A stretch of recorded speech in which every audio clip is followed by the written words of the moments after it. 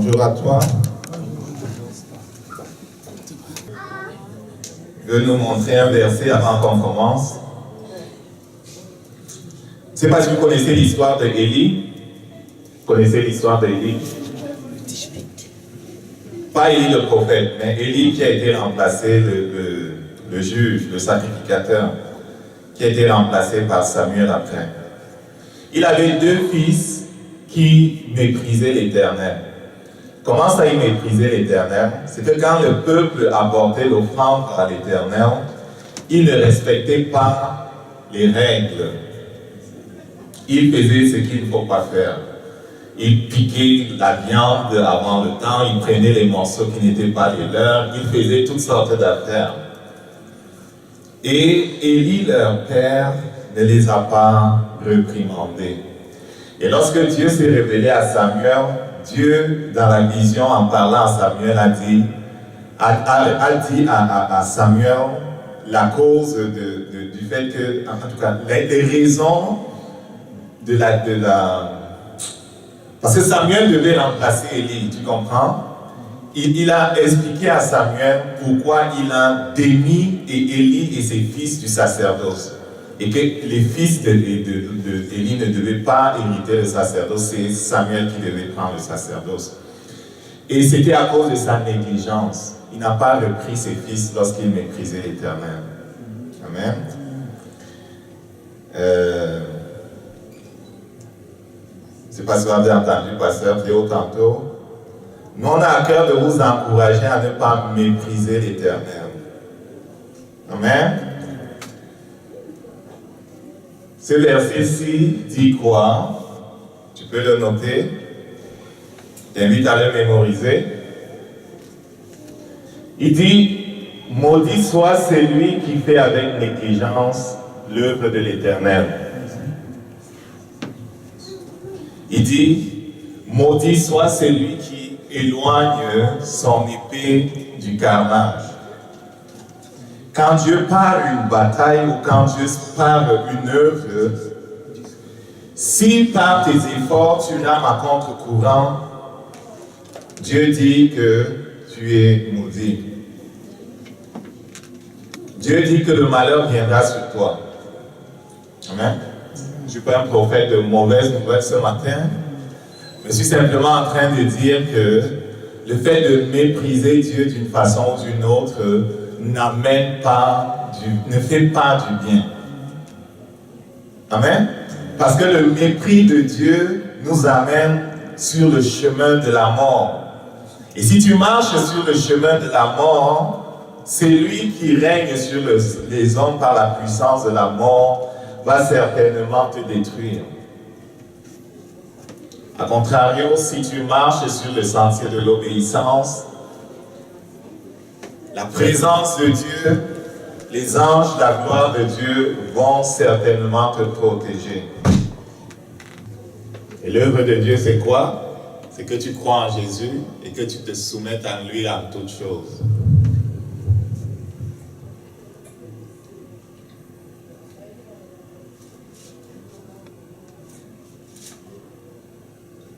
L'autre chose que veut nous montrer, c'est ceci. Pas celui-là, celui-ci.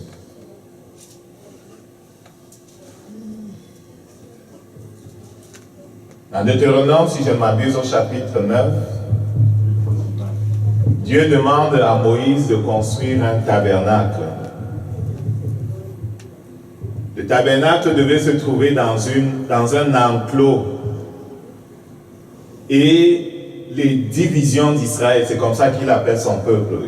Dieu est un Dieu d'armée, son peuple, il aime aller prendre comme une armée.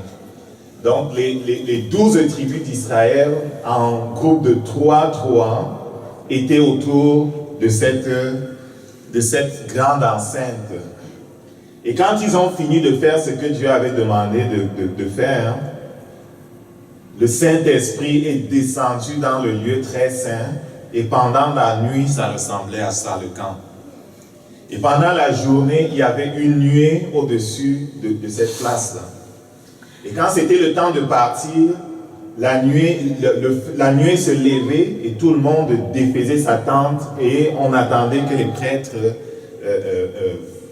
emballe les tentes et toutes les choses pour partir. Et on suivait la nuit. Ça a toujours été le désir de Dieu d'habiter au milieu de son peuple. À la différence de ce qu'on voit ici, le Saint-Esprit actuellement est descendu dans notre esprit. Et on est le tabernacle du Dieu vivant. Ce que je veux que tu vois, c'est que la gloire de Dieu est vraiment descendue sur l'Église de Jésus-Christ. Et elle est en celui qui honore Dieu. C'est ce que les démons peuvent voir dans le monde spirituel. La gloire de Dieu sur la vie de celui qui s'est confié en Jésus-Christ. Et la gloire de Dieu qui est sur nous est pour nous amener à glorifier Dieu partout où on s'en va. Et notre capacité à glorifier Dieu partout où on s'en va dépend de notre obéissance à l'enseignement de Jésus-Christ. Et s'il y a un verset que vous allez me voir afficher pratiquement tous les dimanches, ou bien des fois, c'est celui de Matthieu chapitre 28. Cela constitue un peu les dernières paroles que Jésus donne à ses disciples pendant qu'il est sur la terre. Quand il est monté au ciel, il en a donné d'autres. Il a parlé à Paul, par exemple, sur la route de Damas. Il a parlé à Paul quand Paul devait aller à Rome. Il est venu le fortifier quand il était en prison, en disant que ne crains pas, il faut que tu ailles à Rome parler à César et aux autres pour leur dire qui je suis. Mais avant l'ascension, les dernières paroles que Jésus-Christ a dites pendant qu'il était sur la terre avec eux, avant de s'en aller, il continue de parler. Ce matin, il nous a parlé, et à cet instant, il nous parle encore. Les dernières paroles, c'est celle-ci. Et quand on parle de dernières paroles, c'est important, quoi. Parce que après la résurrection, on nous dit qu'il a passé du temps avec eux, 40 jours. Il leur a parlé du royaume de Dieu. Il faut lire le livre des Actes pour voir. Il leur a parlé du royaume de Dieu. Il a refixé les choses qui n'étaient pas claires. Il a refixé les choses qui n'étaient pas claires. Et avant de s'en aller, il leur dit, allez, faites de toutes les nations des disciples, les baptisant au nom du Père et du Fils et du Saint-Esprit. Je ne dis pas que c'est le résumé de son enseignement, mais c'est comme c'est comme quoi?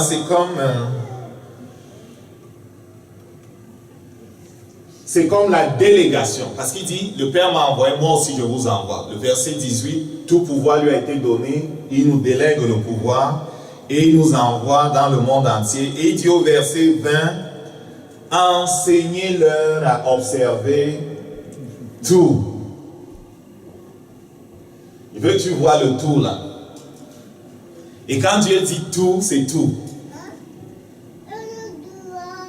Quand Dieu dit tout, c'est tout. Dis à ton voisin, quand Dieu dit tout, rien n'est à négliger. Ce n'est pas comme dans un buffet. Quand je vais au buffet, je prends des choses au choix. Ok? Je prends un peu de salade, un peu de brochettes. Vous comprenez? I pick and choose. Mais à propos de l'enseignement de Jésus-Christ, il a dit tout. Pourquoi tout? Parce que si tu n'as pas tout, tu ne pourras pas fonctionner comme Jésus. Dis à ton voisin, ça prend tout pour être un disciple accompli. Pour être un disciple accompli, ça te prend d'honorer tous les enseignements de Jésus-Christ. Ça c'est sérieux et c'est important. J'entendais quelqu'un dire, si ton obéissance est inférieure à la révélation que tu as reçue de la parole de Dieu, tu es en train de régresser. J'entendais quelqu'un prêcher comme ça. Et je pense à quelque part c'est vrai. Si Jésus-Christ t'a déjà révélé 5 choses, et que tu n'en es qu'à obéir à une seule, tu es dans la rébellion, je dirais plus. Lui disait que tu es en train de régresser, moi je dis que tu es dans la rébellion. Si Jésus-Christ t'a déjà montré 5 affaires, et que tu n'en as fait qu'une chose, tu es en retard. Et parce que tu es en retard, le prochain combat auquel tu vas faire face, tu ne vas pas le remporter. Je peux te le dire. Et ce n'est pas parce que Dieu est contre toi, mais c'est parce que tu as méprisé les enseignements du Seigneur. Il est fidèle, il ne permettra pas qu'on soit tenté au-delà de notre capacité à résister. Mais si tu as méprisé certains enseignements, tu vas être défait. Et ce n'est pas parce que Dieu n'est pas bon. Amen. Qu'est-ce qu'on va faire? On ne va pas faire comme les enfants d'Élie. On ne va pas mépriser l'enseignement de Dieu. N'attends pas ton voisin, s'il te plaît.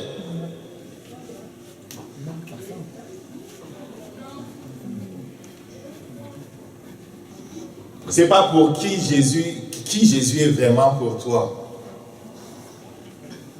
On aime à dire, il est mon sauveur. N'est-ce pas? Qu'est-ce que cela veut dire? Ça veut dire qu'on était mort, on était esclave de Satan. C'est lui le héros qui est venu casser la porte de la prison dans laquelle on était. Et il nous a sortis de là. Il a vaincu la puissance de la mort pour nous sortir des ténèbres. Dans Éphésiens 2, le Saint-Esprit dit qu'il nous a transportés du royaume des ténèbres dans le royaume de lumière. C'est-tu vrai? On aime à dire qu'il est notre Seigneur. Je crois qu'il n'y a que les anges qui comprennent ce que cela veut dire. Et quelques hommes, quelques chrétiens. C'est quoi un Seigneur? C'est quoi un Seigneur? Un Seigneur, c'est quelqu'un qui a autorité sur un domaine. Une autorité absolue. Absolue. Un Seigneur a des esclaves. Hein? Et nous lui appartenons parce qu'il nous a rachetés au prix de son sang. Est-ce qu'on comprend ça?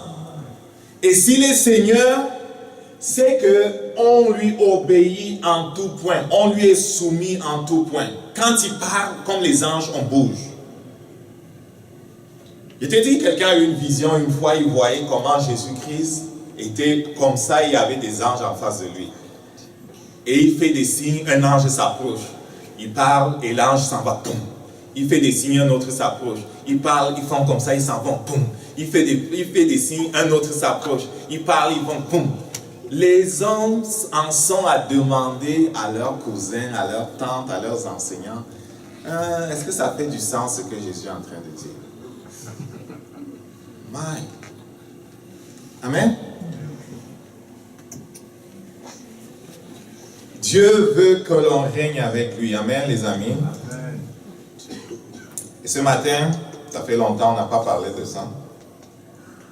Ce matin, on va parler, dans les quelques minutes que nous avons, on va commencer de parler, puisqu'on est rendu dans le thème de la prospérité.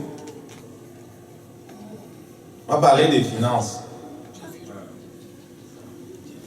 Ça t'intéresse de savoir ce que Dieu dit à propos des finances, n'est-ce pas?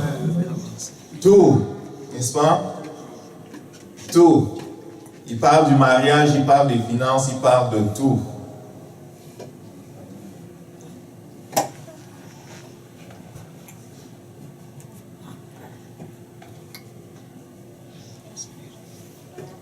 Donc, et le thème de l'année, c'est une église de disciples. Donc, j'ai intitulé Disciple et son argent. Il y a un le là qui a échappé. Le disciple et son argent. Et si tu vois bien, j'ai souligné son argent. Son argent. J'ai souligné son. La Bible dit, qu'est-ce que tu as que tu n'as reçu? Est-ce que c'est vraiment pour toi? On va voir. On va voir ce que dit la parole. Dans un disciple, c'est quelqu'un qui suit un maître. Pour le chrétien, Jésus-Christ est le maître. Il est le roi. Les paroles qui sortent de sa bouche sont autorité. Chaque parole qui sort de la bouche de Jésus-Christ, c'est une loi.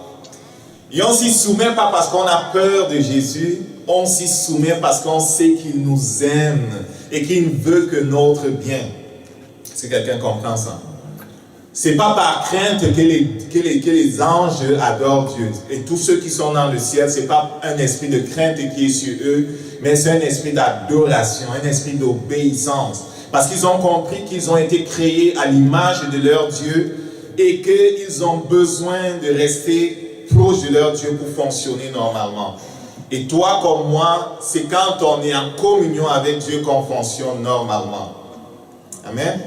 Et donc chaque parole qui va sortir de sa bouche et qui va parler dans nos vies, on va courir pour se mettre en accord avec sa parole. À propos de l'argent, j'ai regardé dans l'encyclopédie Britannica, ils disent que c'est une commodité acceptée par consensus général comme moyen d'échange économique. C'est un médium par lequel le prix, la valeur sont exprimés. Et en tant que monnaie, il circule anonymement d'une personne à l'autre, d'un pays à l'autre, facilitant ainsi le commerce. Et il est la principale mesure de la richesse. On les entend souvent dire, d'après le palmarès, c'est un tel parce qu'il a 60 milliards de dollars et on fait le classement des riches. Donc l'argent semble important dans ce monde. L'argent est important, n'est-ce pas? On peut pratiquement rien faire sans argent. C'est devenu le moyen par lequel les échanges se font. Tu veux la patate, il faut que tu donnes l'argent. À moins que ce soit avec ta cousine qui va accepter les pâtes pour échanger, pour faire le troc. Si tu t'en vas au marché, dans les boutiques, là, oublie ça, tu ne peux pas ramener une chèvre et dire que tu vas repartir avec 2 sacs de riz.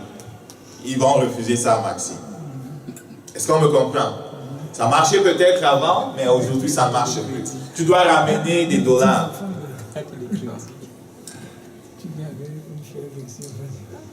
Okay. Que ce soit en cash ou bien en monnaie électronique, et on veut l'argent, on veut rien d'autre. Donc c'est très très très important.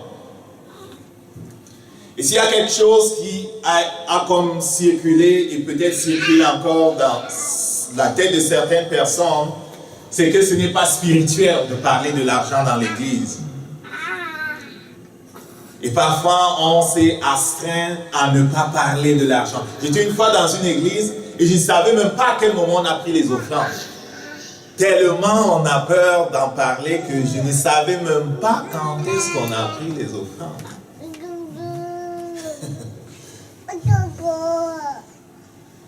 Donc, l'argent est important. Et parler de l'argent n'est pas, comment dire ça, ce n'est pas être mondain ou pas spirituel. Hein? Et le fait d'avoir l'argent ne fait pas de toi quelqu'un de pas spirituel. On sait qu'il y en a certains qui disent que je préfère être pauvre, alors je vais être spirituel. Il y en a qui font le vœu de pauvreté. Okay? Ils veulent être pauvres pour être spirituel. Mais ce sont des mensonges. L'argent est important. Et l'argent semble être quelque chose qui est proche du cœur de tous les hommes. Hein? Tu vas parler de tout. Les gens ne sont pas très gênés. Mais dès qu'on parle d'argent, chacun bouge et regarde où est-ce qu'on est en train d'aller. Qu'est-ce qu'on va me demander? Regarde ce jeune homme-là, il vient, il dit à Jésus qu'il veut mourir pour lui. Jésus lui dit, va vendre tout ce que tu as. Ça, c'est trop. Mais est-ce que tu croyais que Jésus voulait faire de cet homme un pauvre? Jésus n'est pas pauvre, c'est un roi. Au ciel, les rues sont d'or. Il n'est pas pauvre. Dieu a un plan pour ton argent. Quand on lit la parole de Dieu, on se rend compte que il dit dans Jérémie au verset 29, verset 11, qu'il connaît les projets qu'il a formés pour nous, projets de bonheur et non pas de malheur, pour nous donner un avenir, une espérance. Et moi je dis, si le plan que Jésus a pour ta vie n'a pas un volet qui concerne tes finances, c'est que son plan n'est pas bon, c'est que son plan est incomplet. Mais la vérité, c'est que le plan que Dieu a pour notre vie est un plan complet. Dieu a un plan complet qui prend en compte tous les domaines de ta vie. Tu n'es pas encore marié, Dieu s'intéresse à qui tu vas te lier. Dieu s'intéresse à ton travail, Dieu s'intéresse à ta santé, Dieu s'intéresse à tes relations, à ta famille, Dieu s'intéresse à tous les domaines de ta vie. Dans Psaume 139, on voit le Saint-Esprit dire ceci à propos de nous, et c'est David qui parle. Il dit, c'est toi qui as formé mes reins, qui m'a tissé dans le sein de ma mère, au verset 13. Psaume 139, verset 13. Au verset 16, il dit, quand je n'étais qu'une masse informe, tes yeux me voyaient, et sur ton livre étaient tous inscrits les jours qui m'avaient été destinés avant qu'aucun d'eux n'existât. Qu'est-ce que cela veut dire? Cela veut dire que Dieu te connaît, Dieu a un plan pour ta vie, et certainement ce plan a un volet pour tes finances.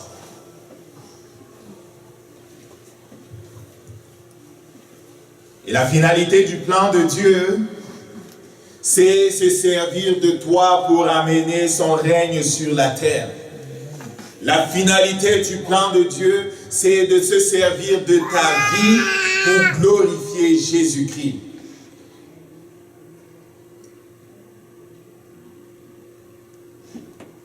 Et s'il y a un aspect de ta vie qui n'est pas soumis ou qui ne fonctionne pas suivant le plan que Dieu a établi avant la fondation du monde te concernant, c'est qu'à quelque part, un domaine de ta vie échappe au contrôle de Dieu. La façon de Dieu d'apporter son règne dans nos vies, c'est de faire en sorte que chaque domaine de nos vies fonctionne suivant son plan. Et le contrôle qu'il exerce sur chaque domaine de nos vies par le plan qu'il a, lui permet de nous apporter la prospérité, la paix, la joie, et il nous utilise comme des instruments pour influencer le monde. Il n'y a pas d'opposition neutre. Si Dieu ne contrôle pas ta vie sentimentale, Satan la contrôle. Si Dieu ne contrôle pas tes émotions, Satan la contrôle. Si Dieu ne contrôle pas ta langue, Satan s'en sert. Il n'y a pas d'opposition neutre. Si Dieu ne contrôle pas tes pensées, Satan s'en sert. Si Dieu n'est pas le maître dans ton mariage, un autre règne dans ton mariage. Si Jésus n'est pas le maître dans tes finances, quelqu'un d'autre en est le maître. Et ma question c'est, qui règne dans tes finances? Si Dieu est celui qui règne dans tes finances, la prospérité viendra. Amen. Le jeune homme à qui Jésus a parlé s'en est allé. Il était déçu. Il avait compris que Jésus voulait faire de lui quelqu'un de pauvre. Mais on sait tous que la réalité, c'était que Jésus voulait l'enrichir au-delà de ce qu'il avait compris. Parce qu'il a dit à ses disciples un jour, il n'y a personne qui ayant laissé femme, enfant et bien ici, ne recevra ou dans ce monde-ci le centuple. Il n'y a personne qui, obéissant à Jésus-Christ, ne perd. Personne n'est perdant quand il obéit à Jésus-Christ.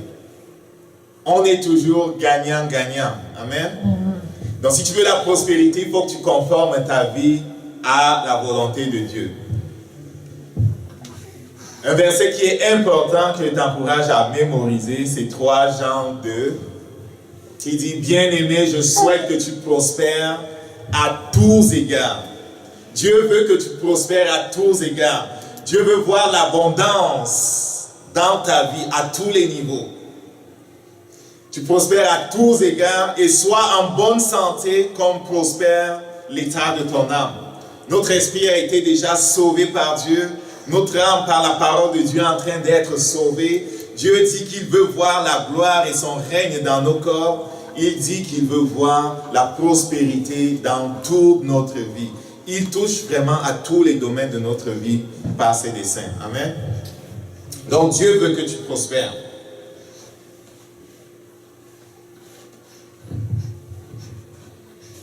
Jésus-Christ a parlé de maman. Amen. Et la question qu'on se pose, c'est Dieu ou maman? Dieu ou maman qui règne dans ta vie, qui règne sur tes finances. Ton attitude envers l'argent révèle ton attitude envers Dieu lui-même. Ton attitude envers l'argent révèle ton attitude envers Dieu lui-même. L'attitude, c'est quoi? L'attitude, c'est les dispositions du cœur. Les dispositions du cœur que l'on a envers l'argent révèlent la disposition du cœur que l'on a envers Dieu lui-même. Jésus-Christ a dit quelque chose qui est vrai. Jésus-Christ l'a dit, c'est vrai. Matthieu 6, verset 24, dans 8 secondes. Nul ne peut servir deux maîtres. Car ou il haïra l'un et aimera l'autre, ou il s'attachera à l'un et méprisera l'autre. Vous ne pouvez servir Dieu et maman. C'est qui maman? Maman, c'est le Dieu de l'argent, de l'idolâtrie, de l'amour de l'argent, la convoitise, l'envie, la part du grain, la corruption, le matérialisme. C'est un démon de haut rang qui avilit les hommes ou qui asservit les hommes au moyen de l'argent. Et maman aujourd'hui règne sur des millions d'hommes par le biais de l'attitude qu'ils ont vis-à-vis de l'argent. Et les témoignages de quelqu'un, c'est ce sorcier gagnant que Jésus a sauvé. Son grand-père était un grand sorcier, son père était un grand sorcier. Lui, il héritait après son père et il a vécu comme 12 ans sous la mer. Il a rencontré maman. Un démon de haut rang, il dit qu'il a... Je ne sais pas si c'est nécessaire de décrire ce qu'il décrivait, mais il a rencontré maman, un démon de haut rang recouvert d'or avec un seul œil, gros, et vraiment rempli des choses que l'on voit dans ceux qui sont vraiment sous le pouvoir de l'argent. Greed. Et Jésus dit, si Dieu ne règne pas, c'est maman qui règne. Quelle est ton attitude face à l'argent?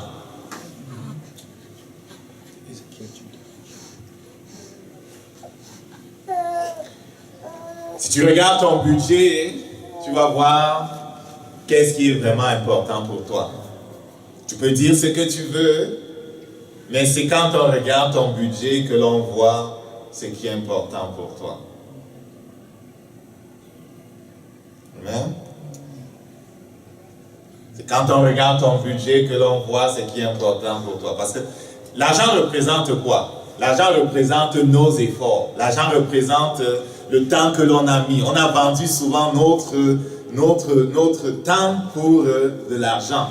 Et donc, c'est comme une grosse partie de notre vie qui est représentée par l'argent, quoi. Tu comprends? Et maintenant, quand on le dépense, on est souvent jaloux de notre argent. Et on ne le met que sur des choses qui sont importantes, surtout qu'il n'est pas illimité. Et donc, on va le mettre sur des choses qui sont importantes pour nous. Si ce qui est important pour toi diffère de ce qui est important pour Jésus-Christ, ma question sera, est-il vraiment ton Seigneur? Et voyons, au début, j'avais souligné argent, son. Pourquoi? Parce que c'est la vérité. La Bible dit qu'il n'y a rien que l'on a qui ne nous ait été donné. Et la Bible parle du chrétien même comme d'un intendant. Un intendant, c'est un gérant. La vérité, c'est que tu n'es pas possesseur de ce que tu as. Tu n'es qu'un gérant. C'est pour ça qu'on va rendre compte. On va rendre compte de comment on a géré. Jésus dit à ses disciples, à toi et à moi, Cherchez premièrement le royaume et la justice de Dieu. Et toutes choses vous seront données par-dessus. Donc un principe de base, ou le principe numéro un, un principe de base, c'est que la priorité numéro un du disciple, c'est Dieu. Son royaume, ses desseins.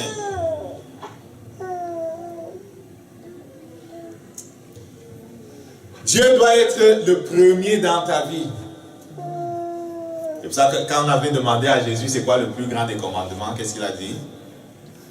Tu aimeras l'Éternel ton Dieu de tout ton cœur, de toute ton âme, de toute ta force. Le deuxième commandement, tu aimeras ton prochain comme toi-même. Et à propos de ces deux-là, il dit que ça résume la loi. Donc Dieu doit être le numéro un. Celui qui met Dieu en premier l'honore. Celui qui met maman en premier déshonore Dieu.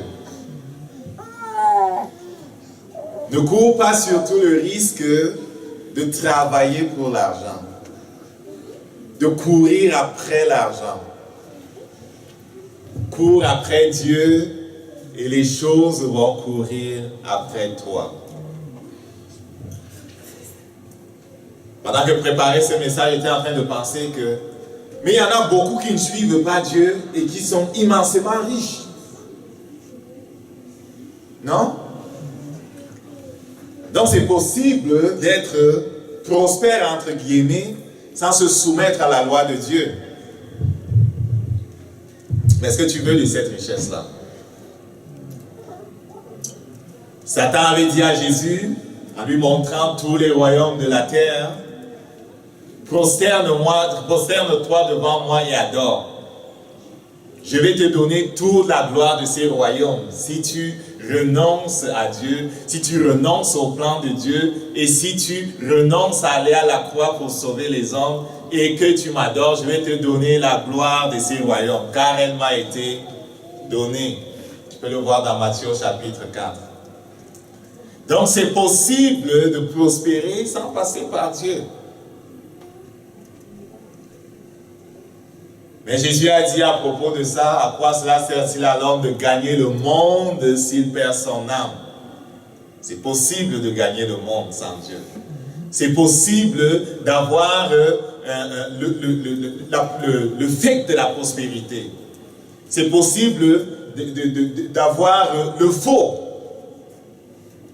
qui ressemble au vrai. Mais est-ce que tu perdras ton âme pour ça?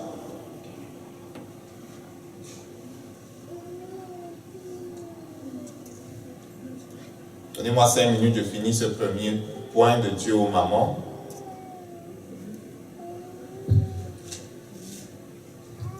Dans le Psaume 3, versets 9 à 10, lui second toujours, le Saint-Esprit a fait écrire ceci.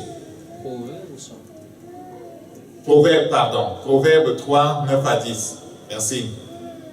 Il dit, honore l'Éternel avec tes biens et les prémices de tout ton revenu.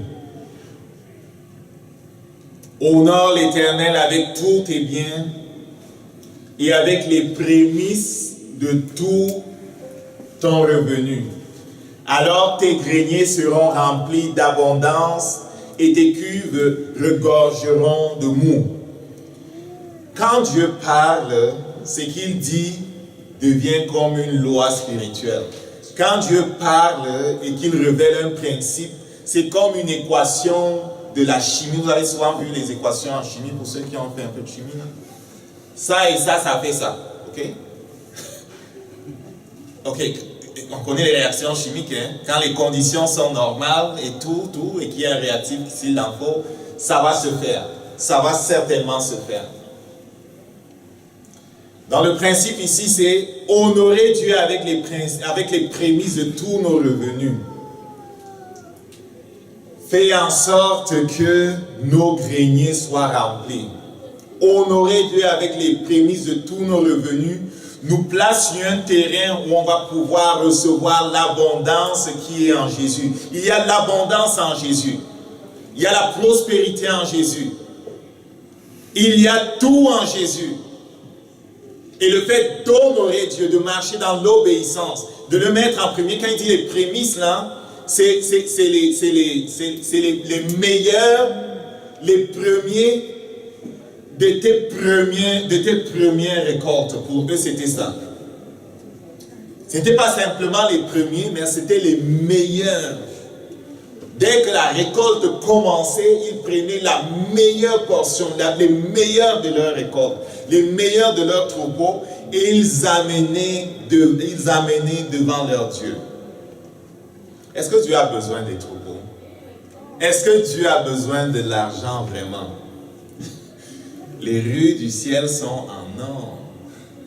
Et en parlant de la ville sainte, les portes sont faites de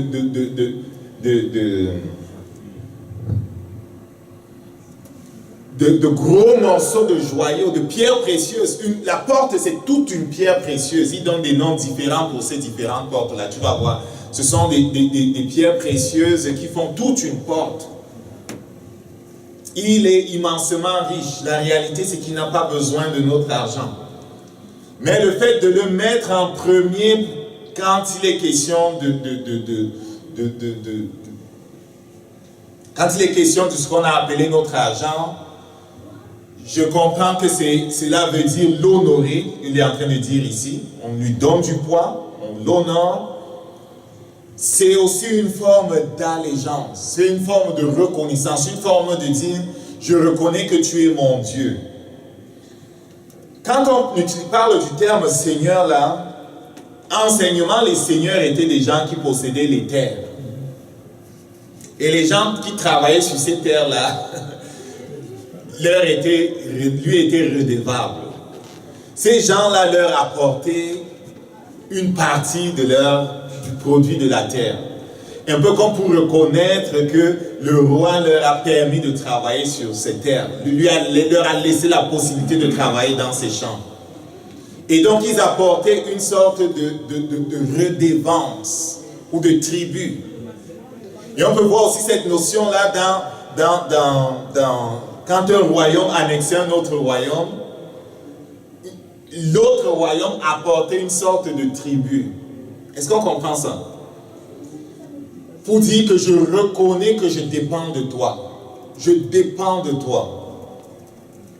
Et donc, de mettre Dieu en premier et lui donner les prémices de tout notre revenu, c'est une façon de dire, je ne vais pas permettre à maman de régner sur moi, je vais permettre à Dieu de régner sur moi.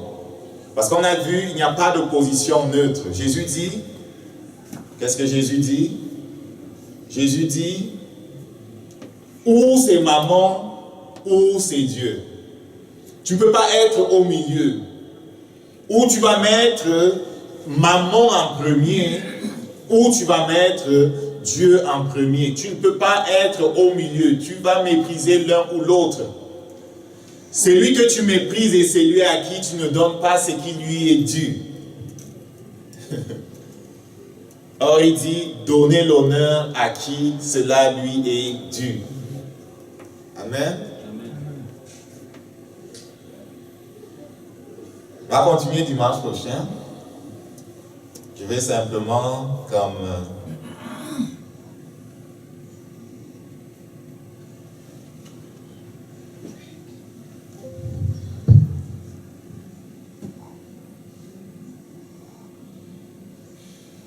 on va se lever debout, on va prier.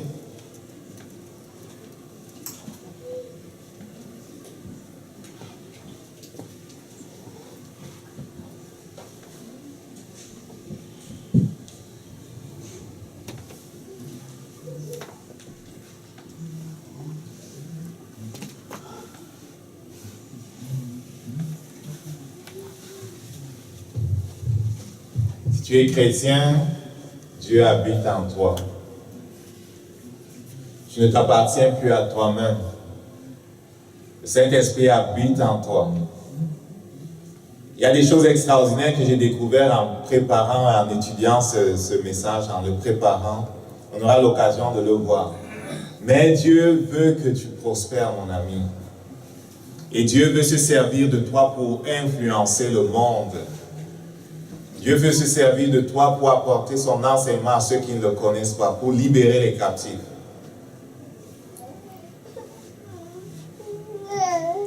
Ouvre ta bouche et rends grâce à Dieu parce qu'il t'a fait le privilège de connaître son nom. Ouvre ta bouche et dis merci parce que tu lui appartiens. Dis-lui merci parce que tu lui appartiens. Dis-lui merci parce que tu lui appartiens. Auparavant, c'est dans un tabernacle physique qu'il est descendu. Aujourd'hui, c'est dans ton esprit que le Saint-Esprit est descendu. Beaucoup ne connaissent pas qui ils sont. Il est descendu pour amener dans ce monde la gloire de Dieu.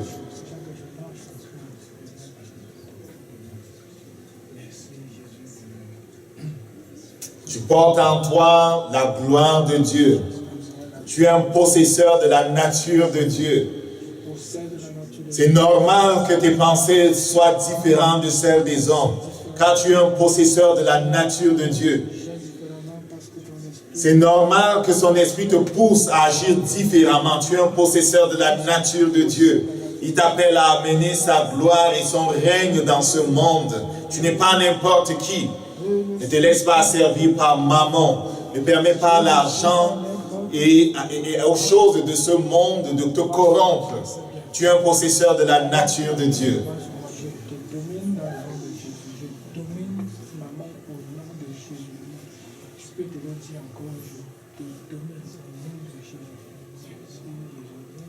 Déclare ta soumission à nouveau à Jésus. Et déclare qu'il est ton Seigneur. Comprends ce que cela veut dire. Déclare qu'il est ton Seigneur et promets de lui obéir par sa grâce. Le Saint-Esprit, c'est la grâce de Dieu, la force de Dieu qui vient pour qu'on soit capable d'obéir. Satan va faire des menaces. Satan va dire tu vas perdre tes amis. Satan va dire tu vas perdre l'héritage de tes parents. Satan va dire tu vas perdre ci et ça. Mais tu ne peux pas perdre au change. Si Dieu règne dans ta vie, tu ne vas pas perdre. Par contre, si Satan règne dans un domaine quelconque de ta vie, la mort fonctionne encore dans ta vie. Père, nous te rendons grâce parce que tu as fait de nous des possesseurs de la nature de Dieu. Nous te bénissons pour la grâce d'aller cette semaine en ton nom. Il va envoyer vers toi des hommes et des femmes. N'aie pas peur de leur parler de sa part. Appuie-toi sur son esprit. Parle-leur de ta part. C'est pour ça qu'il t'a sauvé. Afin que tu sois une porte du ciel sur la terre. Parle-leur de ta part. Et s'il y en a parmi eux quelques-uns qui sont malades, impose-leur les mains au nom de Jésus. Et appelle la vie, maudissant dans leur corps l'œuvre du diable. Parce que Jésus-Christ est venu pour détruire les œuvres du diable.